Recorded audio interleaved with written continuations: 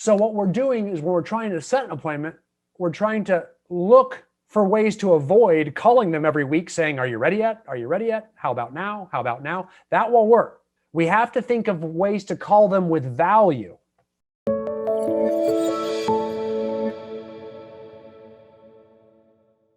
I have something that I'm interested in talking about, Brian. Oh, nice, Frank.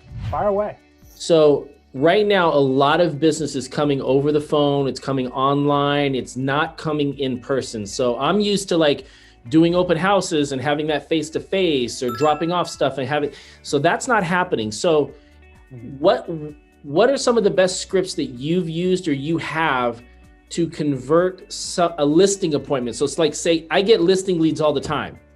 And the struggle that I have is asking for that, getting my team to ask for the in-person home evaluation instead of just send me something online. Just send me something online, because they're trying to keep that arm's length, you know, because they're just looking or whatever.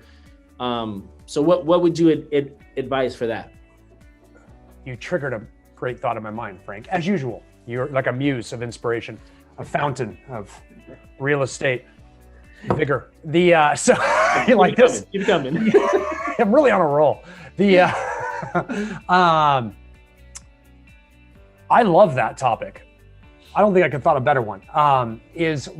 How or what can we do? We talked about a little bit about this last week. We started moving into this arena with how do we increase seller urgency? And obviously the reason we're creating seller urgency is so we can get a listing. That's our personal motivation in there. So how can we, for all the people we know, because we bump into, right, Frank? You bump into a lot of people that you know want to sell their house at some point in the reasonably foreseeable future, right? Yep. And what you're trying to say is, how do I actually get in front of them in a listing appointment? Yeah, I mean, I get on the phone with people that submit like a home evaluation, and they're like, you know, they just ask you, what's my home worth? And it's like, I don't want to tell them over the phone. I want to see them in person. I want to get that appointment.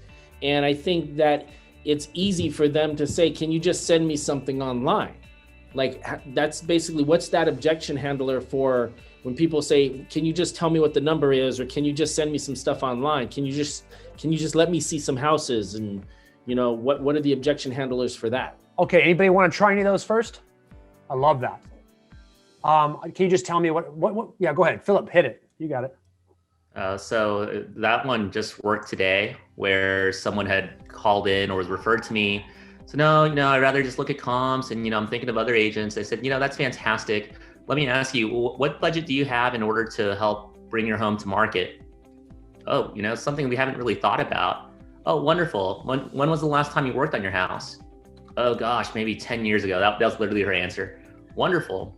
I'd like to assess your house, take an inside peek of what it looks like, and maybe make some suggestions. I can even get my painter out there in order to get the house ready for market, staging, and photography. Would that be okay if I were able to stop by either tomorrow afternoon or tomorrow morning in order to do that? Oh, wow, yeah, great, please do. I actually sent her the listing agreement and everything via DocuSign and the whole PDF. She actually signed it, ready to go. I'm gonna bring it over to her to explain what exactly she signed, but it was pretty awesome. And that was that whole thing from last week about the whole, people coming up to your cars in downtown LA and cleaning the windows. Yeah. I literally just invited her to my network, and that was done. It was awesome. Wow. Okay. So you used it. You started. Okay. Yeah. There you go. I think that's the most important thing. Like when we're talking to prospective seller leads, it's trying to find a way to give them something of value now that does not create any obligation on them. Does that make sense? So for example, if I'm going to give you a CMA that'll tell you what the value of your house is, even if you don't want to sell it until August, that's a reason that I could meet to show it to you now. Does that make sense? Or if they tell us we're going to wait until August to put our house up for sale when the kids are out of school, and plus that'll give us some time to get some work done, well, then I start asking about the work they got to get done. Would it be easier on them if I got some guys over to get that work done for them? How about I come take a look at it really quick? It'll take 5-10 minutes. I'll swing by. You can show me that broken down old shed, and I'll tell you the cheapest way to fix that shed so we can get this house sold. See how I'm giving value right now when I'm trying to set the appointment with no statement at all about requiring them to list right now. I'm actually trying to put their obligation to list with me down the road whenever they feel like it. At this moment, I'm just trying to get in the listing appointment. So all you do when you set a listing appointment is talk about why we need to meet in person. So if someone tells Frank, hey, I need to know what the price would be and what you would charge me, can you just send that to me? My response would be, I actually can't.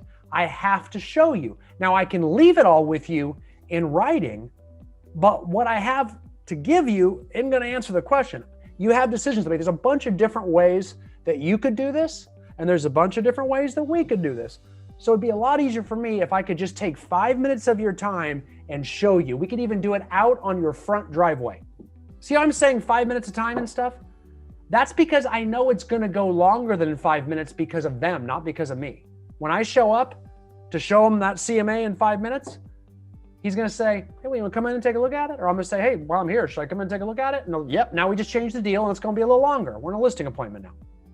That always happens. The minute you get out there to give him the value, you watch. You're going to show up thinking you're just going to explain a CMA to him, or you're going to show up just to take a look at the work he's going to do on the shed in the backyard. And what he's going to be thinking is, you're here for a listing presentation. Anybody had that happen to him before? I've had that one a bunch, where you just set the appointment to go do some work for them, even though they're not ready to list, and then they're ready to list. That's what's setting me up. That's why Frank knows this. That's why Frank wants to set the appointment so bad, because he knows that he gets the appointment, he gets the listing. Right? Yep, absolutely. So what we're doing is, when we're trying to set an appointment, we're trying to look for ways to avoid calling them every week saying, are you ready yet? Are you ready yet? How about now? How about now? That won't work. We have to think of ways to call them with value, right? Value is giving them a price. Value is talking to them about one of their neighbors' homes that sold, went pending, or just went up for sale that will impact their price.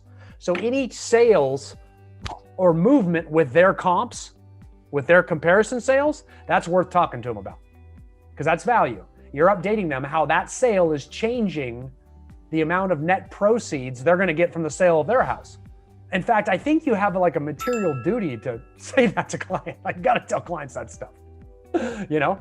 So, but again, it's stuff we got to show, not tell. So that's the words I always use. I can't really show this to you. I can't really tell it to you. It'd be a lot easier if I showed it. Now, in this environment, that might be a Zoom meeting. You're face-to-face, I'll take it.